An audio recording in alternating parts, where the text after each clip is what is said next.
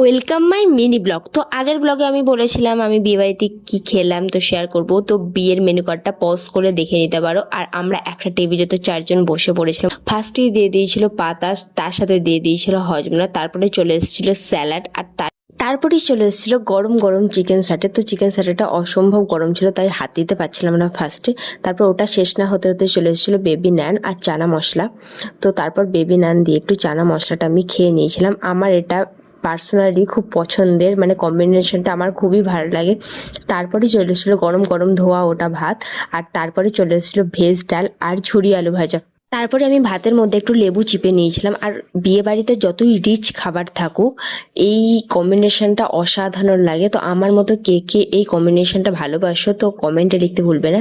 তারপর চলে এসেছিলো মাছটা ফ্রেশ থাকায় খুব ভালো লাগছিল। তারপর ওটা দিয়ে আমি একটু খেয়ে নিয়েছিলাম। আর ওটা শেষ না হতে হতেই আমার পাতে পড়ে গিয়েছিল ফ্রাইড রাইস আর চিকেন কষা। তারপর ওটা একটু খেয়ে নিচ্ছিলাম। আর বিয়ে বাড়িতে ফ্রাইড রাইস আর চিকেন কষার কম্বিনেশনটা অসাধারণ লাগে। যেহেতু আমরা 4 জনে একসাথে বসেছিলাম তো গল্প হচ্ছিল। তো তারপরে পাতে পড়ে গিয়েছিল চাটনি, আর তার সাথে পাতে পড়ে গিয়েছিল পাঁপড়। তো চাটনি আর পাঁপড়টা এই যে এইভাবে খেতে আমার বড্ড ভাল লাগে। কার কার এমন খেতে ভালো লাগে তো কমেন্ট লিখতে ভুলবে না। তারপরে পাতে চলে এসেছিল সন্দেশ আর মিষ্টি, কারণ বাঙালির শেষ পাতে মিষ্টি না হলে চলে না। তারপর এই যে আইসক্রিম। দেখা হবে নেক্সট ব্লগে। চলো টাটা।